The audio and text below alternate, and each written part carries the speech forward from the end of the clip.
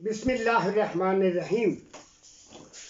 Audible subscribers, my friend, followers, Samein o Hazreen o Nazreen, I am Abdul Mannan from Kasre Darwish, Islamabad. Assalamu alaikum.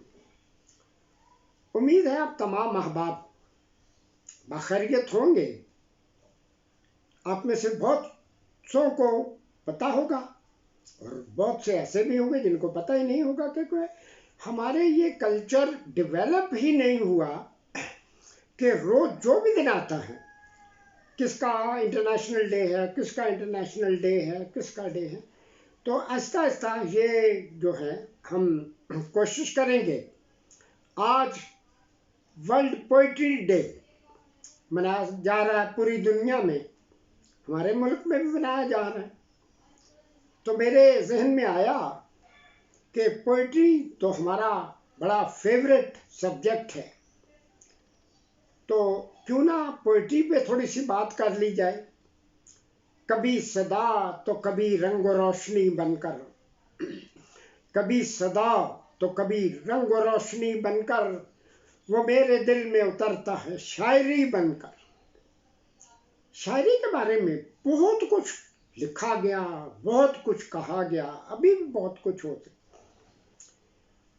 एक दफ़ा मैंने professor Rashid Ahmad Siddiqui साहब के खिताब में, रेडियाई खिताब, वो बहुत बड़े उर्दू के नक़ाद और प्रोफेसर थे, वो फरमा रहे थे कि जब का इंसान बना है तब की शायरी बनी।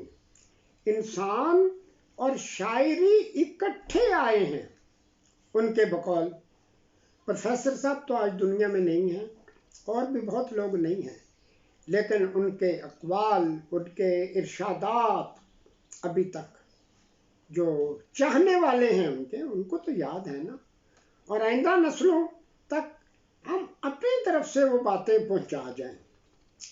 शायरी के बारे में, शायरी और poetry is the voice of heart, दिल की ज़ुबान है, जो आज का हमारा टॉपिक है। अब अगर हम ज़्यादा दूर ना भी जाएं तो आप ये देखें कि जो आसमानी किताबें हैं कुरान पाक से पहले, कुरान पाक में तो सब कुछ ही है ना, जो ज़बूर हमें अवेलेबल है, हमें दिखाई जाती है, मैंने खुद ही पढ़ी ना, उसमें जो हज़रत दाऊद अलैहिस्सलाम जो गीत वगैरह उनके लिखे हुए, हाइमन वगैरह, वो भी एक तरह से एक शायरी है ना। इसके बाद भी जब हालात चलते रहे, क़िबल इस्लाम कहा जाता है कि क़िबल इस्लाम अरब में शायरी का उरूज था। वो क्या शायरी थी वो तो मैं पढ़ूँ, आप पढ़ें और मुताला करें, ये ऐसे तो नहीं कह दिया गया। फिर इस्लाम का जब से आगाज़ हुआ, आप सल्लल्लाहु अलैहि वसल्लम ने तबलीग इस्लाम जब शुरू की, उस दौर से भी नात वगैरह अशार का रिवाज था। जब जंगें होती थी, हर कबीला, हर फिर जो था, वो अपने लोगों को जोश दिलाने की खातिर, मोटिवेट करने की खातिर अशार पढ़ते थे, और स्पेशल शुरा को वहाँ मुलाजम रखा जाता था कि वो ये काम करते थे। जैसे ढोल वगैरह इधर हमारे इंडिया में जब जंगें होती थी बरे सगीर में, तो ढोल और बड़े बड़े वो तबले बजते थे, तबलची होते थे। तो उधर जो था शुरा जो थे वो इस तरह के कसीदे और इस तरह का कलाम जो था वो सुनाकर लोगों को जोश दिलाया करते थे। ये भी बात हुई। जो फिर इस्लाम आगे बढ़ा, दुनिया तरक्की करती गई, शायरी भी तरक्की करती गई। शायरी के बारे में अगर कोई बंदा इंटरेस्टेड है तो उसको मवाद कहाँ से मिलना चाहिए? मवाद का पता होगा तो बंदा तलाश करेगा ना, वरना तो ये इस तरह से ही है। अब चंद दिनों के बाद 23 मार्च करारदाद पाकिस्तान, करोड़ों रुपया खर्च हो जाएगा, लोग आएंगे, आमदन नशिस्तन व बर्खास्तन खा पी के चले जाएंगे। قرارداد پاکستان کیا تھی، کیوں تھی، اور اس کے بعد کیا ہونا چاہیے تھا، ہوا کہ نہیں ہوا، وہ تو تب بحث کریں گے نا، جب اس پہ بات کریں گے۔ آج تو ہم صرف شاعری کو لے رہے ہیں، ہر زبان میں شاعری موجود ہے۔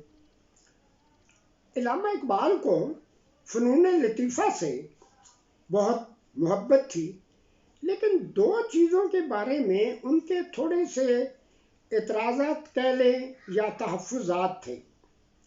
انہیں مشرقی اقوام کی موسیقی اور شاعری سے دلچسپی نہیں تھی، پسند نہیں تھی۔ آپ فرماتے ہیں سب سے بڑے دنیا کے شاعر تو علامہ اقبال ہی ہیں نا۔ آپ کی سوچ یہ تھی کہ غلام قوموں کی شاعری بھی غلامانہ شاعری ہوتی، موسیقی بھی اس طرح سے ہی ہوتی۔ اب تو حالات بدل گئے، لیکن پھر بھی اگر آپ 150 سال پیچھے چلے جائیں، اس وقت کی موسیقی شاعری تو موجود ہے نا۔ لیکن علامہ فرماتے ہیں کہ مغربی اقوام کی شاعری، موسیقی جوش و خروش، خونوں کو گرمانے والی شاعری ہوتی ہے، انگلش ہو، فرینچ ہو، جرمن ہو، جو بھی ہو، لیکن وہ خونوں کو گرماتی ہے۔ ایک جگہ جو شعر العجم میں مولانا شبلی نعمانی لکھتے ہیں کہ عبرانی زبان کی، یہ یہودی جو زبان بولتے، عبرانی زبان کی شاعری سنیں تو ایسے لگتا ہے کہ جیسے خشک لکڑیوں کے جنگل کو آگ لگ گئی ہے، اتنی زوردار شاعری ہوتی ہے۔ وہ واضح بات ہے، ہمیں وہ تو زبان نہیں آتی، نہ ہی ہم نے وہ شاعری بھی نہیں پڑھ سکتے، لیکن یہ بات حقیقت ہے۔ آگے شعر العجم جو کتاب ہے، جس میں فارسی کی تاریخ بھی ہے، بہت بڑی کتاب ہے، وہ میری خواہش ہوگی کہ مجھے تو تھوڑا بہت موقع ملا، اب پتہ نہیں ملے گا کہ نہیں، آپ جو ینگ جنریشن ہے، اب نیٹ کا دور ہے، میں تو جب پڑھتا تھا تب تو وہ دور نہیں تھا نا، تو آپ ضرور دیکھیں۔ اس کے بعد جو زبردست کتاب ہے، بجائے اس کے کہ ہم شعر سنانے شروع کر دیں، کیسا ہو کیسا نہیں، ہمیں ٹیکنیکس پہ آج بات کرنی۔ مولانا الطاف حسین حالی نے جب کتاب لکھی یادگار غالب، اپنے استاد کی تعریف میں، مرزا غالب کے شاگرد تھے مولانا الطاف حسین حالی، انہوں نے اس کے اوپر ایک مقدمہ لکھا تھا، اور پھر بعد میں وہ کتاب علیحدہ ایک چھوٹی سی کتابی صورت میں انہوں نے علیحدہ لکھ دی، شائع کروا دی، جس کا نام تھا مقدمہ شعر و شاعری۔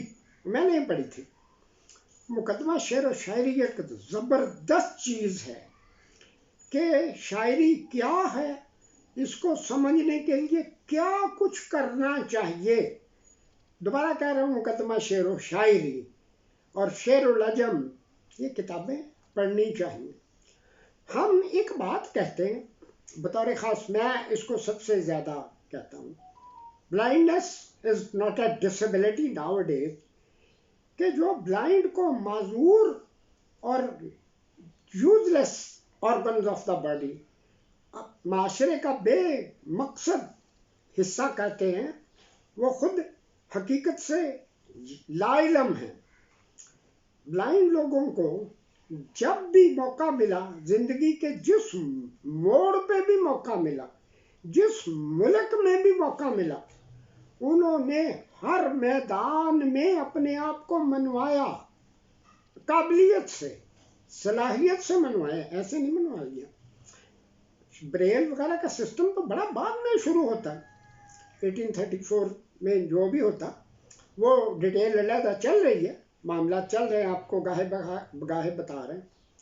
لیکن اس سے بہت پہلے اگر ہم چلیں، جو ہمارے سبسکرائبرز پڑھے لکھے ہیں، ان کو پتہ ہے کہ ہومر، وہ جو بہت بڑا یونانی شاعر تھا، یونانی شاعری کا بابا آدم اس کو مانا جاتا، وہ ٹوٹلی بلائنڈ تھا، اور اس نے اوڈیسی اور بہت بہت زبردست قسم کی نظمیں لکھی، کچھ تھوڑا بہت مجھے بھی موقع ملا، وہ بلائنڈ تھا۔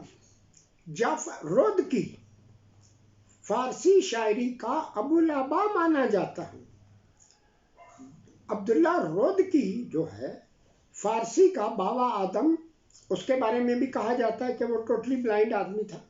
چلیں وہ تو ادھر کے ہوئے نا یورپین. ہمارے ملک میں کیا ہے، ان کی مثالیں ضروری نہیں. ہمارے ملک میں بھی اللہ تعالیٰ کی کرم نوازیوں کی کوئی کمی نہیں ہے. ہماری زمین بہت زرخیز ہے. اب شیخ قلندر بخش جرت، جس کو تھوڑی بہت بھی دلچسپی اردو ادب سے ہو، وہ جانتے ہیں مصفی اور قلندر بخش جرت کے آپس میں چھوٹے موٹے جو تھے شعری مقابلے اور اس طرح کی بہت ساری باتیں مشہور ہیں. تو قلندر بخش جرت جو تھے، یہ کتاب جو ہے مولانا محمد حسین آزاد کی آب حیات، اس میں ان کا تفصیل سے ذکر ہے، اور یہ بھی کہ وہ بلائنڈ آدمی تھے. اس سے بھی پہلے مولوی عبدالحق بابا اردو، اللہ ان کو مغفرت فرمائے، مغفرت ہوتی ہے ان لوگوں کے لیے. انہوں نے جو سب سے بڑا کام کیا تھا وہ دکنی شاعری، جو جنوبی ہند میں جو دکنی شاعری تھی، اس کو تلاش کر کے مشکل الفاظ کے معنی لکھ کے بتا کے، اس کے بعد ان شعراء کا کلام جو تھا وہ مولانا نے وہ جو کلام تھا وہ شائع کروا دیا. استاد ولی دکنی اور بے شمار ایسے شاعر تھے. اس میں ان میں ایک شاعر گزرے مولانا ہاشمی بیجاپوری، 16ویں صدی کے شاعر تھے. تو مولانا ہاشمی بیجاپوری جو تھے یہ بھی بلائنڈ آدمی تھے. چلیں یہ بھی بات ہو گئی. یہ بھی آپ یہاں سے آپ بڑا سارا مواد لے سکتے ہیں. اس کے بعد اگر ہم اپنے دور میں آئیں، یعنی کہ یہ پچھلے 2-3 صدی کا، پہلے انڈیا پاکستان ایک ہی تھا، برے صغیر، پھر پاکستان بن گیا. ایسے شعراء بہت کم ہیں جو شاعر تو بہت بڑے تھے، لیکن ان کا کلام، ان کی زبان، ان کی قوم تک محدود ہو کے رہ گیا یا ملک تک محدود ہو کے رہ گیا. ان کے کلام میں آفاقیت موجود نہ تھی کہ وہ ملک سے باہر نکلتا یا قوموں سے باہر نکلتا، دوسری قوموں تک پہنچتا. یہاں جو مولانا حالی فرماتے ہیں وہ بات بالکل درست ہے، ہمیں سمجھنی چاہیے. شعراء جو ہوتے ہیں، جو اشعار کہتے ہیں، ان کی 2 قسمیں ہیں. بڑا ٹیکنیکل نقطہ ہے، داخلی شاعری اور خارجی شاعری. داخلی شاعری اور خارجی شاعری. داخلی شاعری وقتی طور پہ بہت مقبول ہو جاتے. مجھے میرے معشوق نے، محبوب نے دھوکہ دیا اور یہ کر دیا، اور زمانہ بہت خراب ہے، اور زمانے نے مجھے ٹھوکریں ماری. یہ وقتی طور پہ جو بھی بندہ اس طرح کے اشعار پڑھے گا وہ روئے گا. میرے سامنے کی بات ہے. اور یہ کہے گا کہ بالکل یہ وہ میر صاحب، میر تقی میر اور ان لوگوں نے، مرزا سعد، ان لوگوں نے نہیں کہا. یہ تو موجودہ دور کی بات ہے، یہ تو قیامت تک. لیکن یہ بات ہے نہیں ایسے. حالات بدلتے ہیں، رت بدلتی ہے تو موسم کے بدلتے ہیں معیار. رت بدلتی ہے تو موسم کے بدلتے ہیں معیار. بلبلیں خار لیے پھرتی ہیں منکاروں میں. حالات جب بدلتے ہیں نا، سب کچھ بدل جاتا ہے. میں نے بچپن میں شاعر اسلام ابوالاسر حفیظ جالندھری کا ایک انٹرویو سنا تھا. بہت انٹرویو سنے، بڑی دلچسپی تھی. بس اب سمجھ آتا وہ دلچسپی کیوں تھی، کیونکہ اللہ نے ایک سٹیج پہ میرے سے یہ کام لینا تھا. حفیظ جالندھری رحمۃ اللہ علیہ فرماتے ہیں کہ میر تقی میر بہت بڑے شاعر تھے اور شہنشاہ غزل اور وہ جو بھی کچھ تھا، لیکن آپ خود فیصلہ کریں کہ ان کی شاعری میرے لیے، آپ کے لیے کوئی مشعل راہ ہے. ان کی شاعری میں چاند میں ان کو، میر صاحب کو اپنی محبوبہ نظر آتی تھی، عشق خالو کی بیٹی سے لگا رہے تھے، اور محبوبہ صاحبہ ان کو چاند میں نظر آتی تھی. لیکن میں اس وقت یہ سوچ رہا تھا کہ حفیظ صاحب یہ بات تو کر رہے ہیں، لیکن بہت ڈرتے ڈرتے کہ ہمارے بڑوں کے بات میں منہ کھول لیا. تو ابوالاسر حفیظ جالندھری، شاہ نامہ اسلام، ہمیں پتہ ہے. تو وہ ان کے اشعار بہت زبردست ہیں، بہت زبردست ہیں۔ ایک مشاعرے میں حفیظ صاحب تشریف لائے خود، لوگوں نے کہا، جو تھے اسٹیج سیکرٹری، انہوں نے کہا میں حفیظ صاحب کا ایک شعر سناتا ہوں، مجھے نہیں پتا اس کو مطلع کہا جائے یا مقطع کہا جائے۔ پری رخوں کی زباں سے کلام سن کے میرا، پری رخوں کی زباں سے کلام سن کے میرا، بہت سے لوگ میری شکل دیکھنے آئے۔ پھر فرماتے ہیں آئینہ دیکھیے میری صورت نہ دیکھیے، آئینہ دیکھیے میری صورت نہ دیکھیے، میں آئینہ نہیں مجھے حیران نہ کیجیے۔ وہ تو اللہ ان کو مغفرت فرمائے، ان کا کام ہمیشہ کے لیے ہے تا قیامت۔ ان کا شاہ نامہ اسلام، اور وہ بہت زیادہ کوئی پڑھے لکھے بھی نہیں تھے، زیادہ پڑھے لکھے نہیں تھے، لیکن خدا کی طرف سے ان کے اوپر بہت نوازشات۔ اب آگے چلتے ہیں تھوڑا سا، تو علامہ اقبال رحمۃ اللہ علیہ، یہ وہ پھر ہستی پیدا ہوئی کہ جنہوں نے 25,000 اشعار لکھے جو ہمارے پاس کتابی صورت میں موجود ہیں، 20,000 فارسی میں، 5,000 اردو میں۔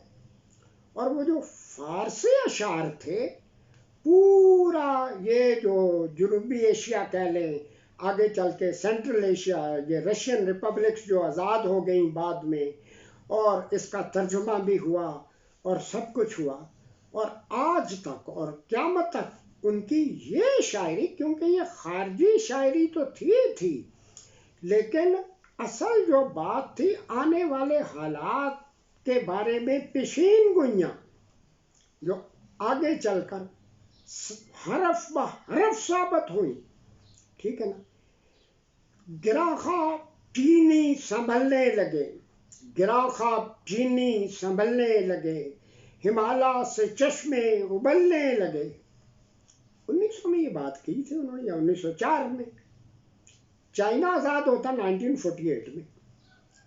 ان دنوں وہ جو افیمیوں کی قوم تھی، نشہ خوروں کی قوم تھی، آج چائنا پوری دنیا کے اوپر کنٹرول کر رہا ہے۔ جو کوئی نہ مانے تو نہ مانے، حقیقت چائنا اس وقت بہت بڑی سپر پاور ہے یہ۔ اور علماء کے جو اشعار تھے، جو پیشین گوئیاں تھیں، وہ صحیح ثابت ہوئے۔ اس کے بعد علامہ کے بعد جو ایسا شاعر جس کی شاعری ملکوں کی حدوں کو پار کر کے پوری دنیا میں نکل گئی، وہ تھے فیض احمد فیض۔ سیالکوٹ کے ہماری طرح کے ٹھیٹھ پنجابی بولنے والے بنتے تھے، لیکن انہوں نے محنت کی، اور ان کی شاعری جو ہے پوری دنیا میں، جو ان دنوں قومیں جو تھیں، جو نوآبادیاتی نظام کے تحت ان قوموں پہ، ان ممالک پہ، ان یورپی ممالک کا قبضہ تھا، ان کے بارے میں جو بغاوت کے انہوں نے حکم دیے تھے، یا بغاوت کرنے کے بارے میں لوگوں کو موٹیویٹ کیا تھا، ڈاکٹر انیمیلی شیمل، ڈاکٹر شیمل جرمنی کی ایک بہت بڑی، جرمن تھی خاتون لیکن اردو دان تھی، اور روانی سے اردو بولتی تھی۔ میں نے خود ان کی تقریریں بہت دفعہ سنی تھی۔ ڈاکٹر شیمل صاحبہ نے علامہ اقبال کی مکمل شاعری اور فیض احمد فیض کی شاعری جرمن زبان میں ترجمہ کر لیا۔ تو پھر اتنی عظیم شاعری تھی، جب ترجمہ ہو گیا تو پوری دنیا علامہ اقبال سے اور فیض صاحب سے، اور جب علامہ اقبال کا دور تھا، ان دنوں مولانا ظفر علی خان جو تھے، وزیر آباد، کرم آباد میں جب پیدا ہوئے، گاؤں وزیر آباد میں آتا وہ، ان کی شاعری بقول بعض کے کہ علامہ اقبال سے بہت بہتر تھی۔ انگریزوں کے خلاف اور بڑی بڑی باتیں انہوں نے کی، سزائیں بھگتیں، بہت کچھ کیا، لیکن ان کی پھر شاعری جب جو ہی حالات بدلے، ان کی شاعری وقتی شاعری تھی، وقتی طور پہ تو بہت مقبول ہوئی، بے تحاشا۔ ان کا اخبار زمیندار، اگر آپ لوگوں نے کسی نے پڑھا ہو تو وہ آپ اس دور کے پرچے پڑھے تو کیا کچھ لکھتے ہیں، کیا کچھ لکھتے ہیں مولانا ظفر علی خان۔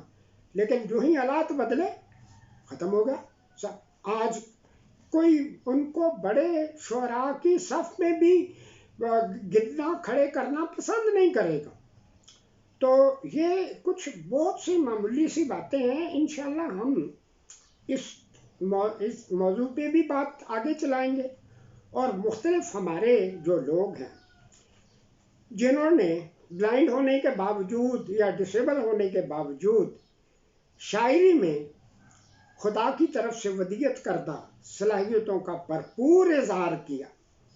یہاں ہم جو لوگ میرے ساتھ میرے سبسکرائبرز ہیں، چند ہی ہفتے پہلے آپ نے میری ایک اسٹوڈنٹ روبینہ شاد کا انٹرویو دیکھا جس نے ایم فل کر لیا، اور جو تھیسس تھا وہ مجھے ہینڈ اوور کر رہی تھی، انتصاب بھی کیا ہوا تھا.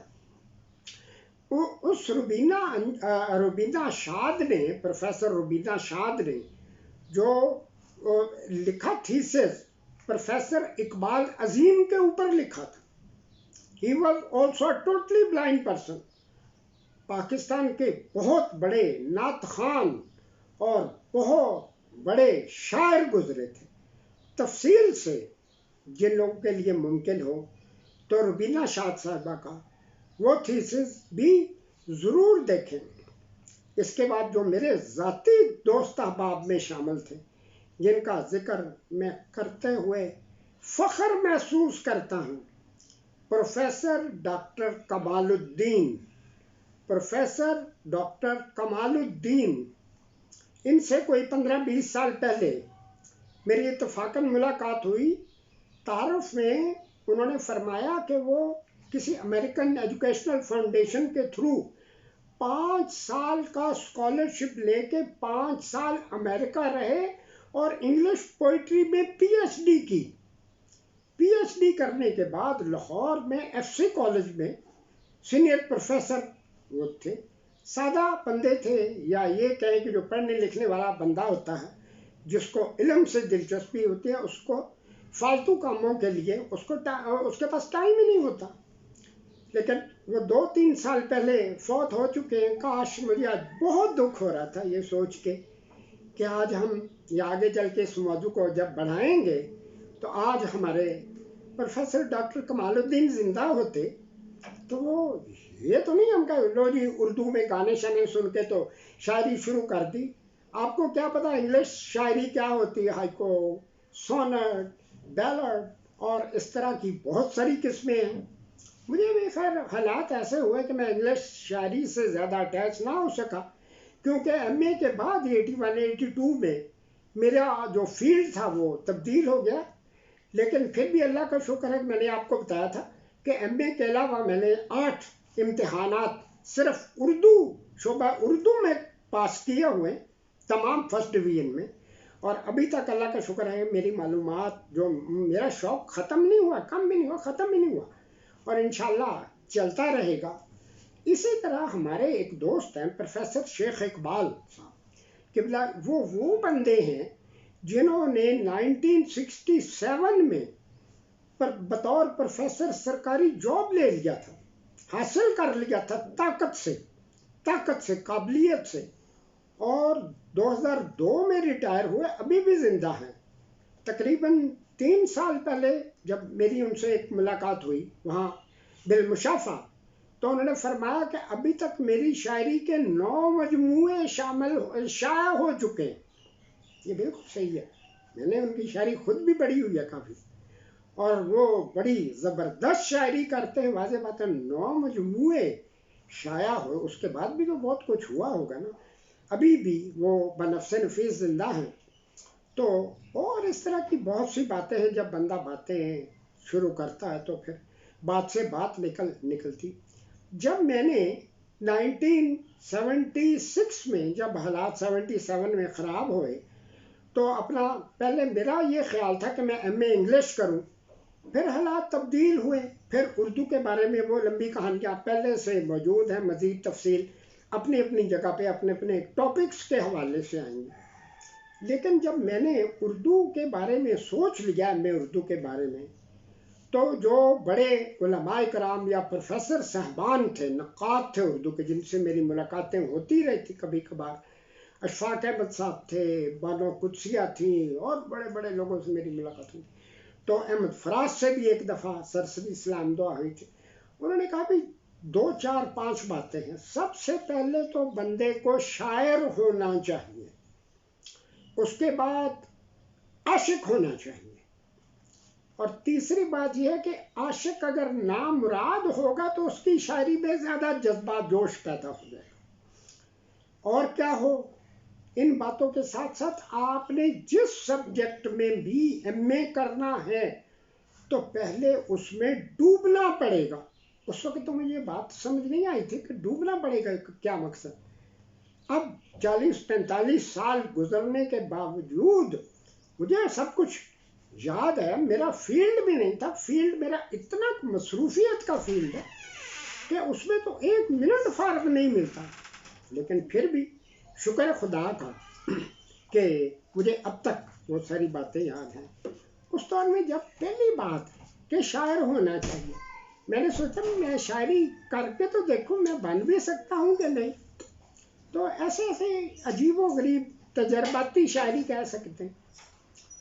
ایک اس دور کی غزل کے چند اشعار مجھے یاد ہیں، وہ آپ کو سناؤں. اپنوں کو تو ہم لوگ بھلا نہیں کرتے، اپنوں کو تو ہم لوگ بھلا نہیں کرتے، یہ داغ تو وہ ہیں جو مٹا نہیں کرتے. اپنوں کو تو ہم لوگ بھلا نہیں کرتے، یہ داغ تو وہ ہیں جو مٹا نہیں کرتے. میرے ہیں وہ میرے، نہیں اس میں کوئی شک، میرے ہیں وہ میرے، نہیں اس میں کوئی شک، پھر کیا سبب کے سامنے آیا نہیں کرتے. اور آگے عرض کیا ہے، لیے لوٹ تو نے میرے دل و جان اور جگر، لیے لوٹ تو نے میرے دل و جان اور جگر، اس طرح تو رہزن بھی صفایا نہیں کرتے. اور آگے عرض کیا، اللہ رقیبوں کی سرے بزم مدارات، اللہ رقیبوں کی سرے بزم مدارات، یوں نمک تو زخموں پہ لگایا نہیں کرتے. اور مقطع اس کا، اس راز کو رہنے دو بس راز ہی درویش. اب پتہ نا میرا تخلص درویش ہے. اس راز کو رہنے دو بس راز ہی درویش، یوں دل کی لگئی سب کو سنایا نہیں کرتے. اس طرح کے اشعار اور بھی چھوٹی موٹی غزلیں، کچھ اشعار بہت زیادہ تجربے کے طور پہ سناتا نہیں تھا، نہ یاد رکھتا تھا. کہ چلو یہ بات البتہ سمجھ آ گئی کہ اگر کوشش کی جائے تو کوئی بھی کام جو ہے وہ ناممکن، مشکل ہو سکتا لیکن ناممکن نہیں ہے. ایک اور غزل کے 2-3 اشعار میرے ذہن میں ہیں اس وقت. ہم نے بھی عجب مار کا انجام دیا ہے، ہم نے بھی عجب مار کا انجام دیا ہے، ہم نے بھی سرے بزم تیرا نام لیا ہے.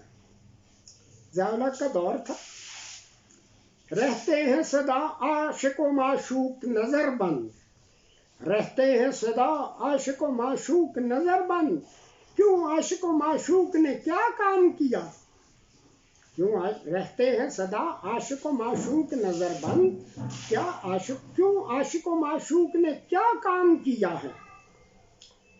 اللہ رقیبوں سے سرے بزم ملاقات، اللہ رقیبوں سے سرے بزم ملاقات، کیا ہم نے کبھی ان کا ستم عام کیا ہے. تو اس طرح کے اور بہت سے اشعار، بہت ساری بات. میرا خیال ذرا لمبا ہو رہا ہے موضوع. انشاءاللہ اللہ ہمیں توفیق دے گا تو ہم کوشش پہلے اپنے آپ کو پرپیئر کریں. First of all prepare our self. ہر دائیں بائیں ہر چیز کا مطالعہ خود کریں، پھر آنے والی نسلوں کے لیے چھوڑ کے جائیں جہاں ہمیں پتہ ہی نہیں ہے. پروفیسر عبدالحمید سرشار کالج انارکلی لاہور، وہ بندے تھے جنہوں نے بغیر بریل کے 4 ایم اے کیے ہوئے تھے، اور ان کی کتابیں جو تھی وہ پنجاب یونیورسٹی کے سلیبس میں شامل تھی. پروفیسر ڈاکٹر غلام محمد خواجہ صاحب، خواجہ غلام محمد بہت بڑے پولیٹیکل سائنس کے پروفیسر تھے، اور ان کی کتابیں بھی پنجاب یونیورسٹی کے سلیبس میں شامل تھی. ان کا بتانا صرف مقصد یہ ہے کہ خواجہ صاحب شیراں گیٹ لاہور میں کرسیاں بنا کرتے تھے، اور پنجاب یونیورسٹی میں سیکنڈ آئے تھے پولیٹیکل. یہ میرے ذاتی دوست احباب میں شامل تھے، لیکن آج ان میں سے کوئی بھی ہم اس دنیا میں موجود نہیں ہے. بہت ساری باتیں ہو گئیں، چند باتیں ہوئیں، بہت ساری باتیں تو پھر بعد میں ہوں گی، اور توقع یہی ہے کہ آپ ان باتوں کو پھیلائیں گے، دوسرے لوگوں تک پہنچائیں گے، اور انشاءاللہ سبسکرائبرز بھی بڑھے. اور سب سے بڑی بات ہے جو ہمارا مشن ہے وہ آگے اس صورت میں بڑھے گا کہ میں آپ ہم خود پہلے جو بات کہتے ہیں نا وہ انڈینائبل ہو، ناقابل تردید ہو، تو پھر تو بات آگے بڑھے گی نا. اگر کل کو کوئی اس طرح سے معمولی سا شخص کہتا ہے یہ غلط کو ہو رہا ہے، یہ تو ہے ہی نہیں، اس کا کوئی وجود ہی نہیں، کیونکہ میری دکان تو خطرے میں پڑ جائے گی. تو بہرحال ان کا معاملہ ان کے ساتھ ہے. اللہ ہماری نیتیں جانتا ہے، اللہ کو دلوں کے بیدوں کا پتہ ہے. تو مجھے آپ کو سب کو اللہ مزید توفیق عطا فرمائے، اور انشاءاللہ آئندہ میں کوشش کیا کروں گا کہ جس دن ہر روز کسی نہ کسی چیز کا ڈے منایا جاتا، جو ہمارے لیے چیزیں مفید ہوں ان کو میں اپنے الفاظ میں اپنے خیالات کے مطابق آپ سب تک پہنچا جاؤں. پھر آپ اب تو جاتے ہیں میں کدے سے میر، پھر ملیں گے گر خدا لایا. والسلام وآخر دعوانا ان الحمدللہ رب العالمین.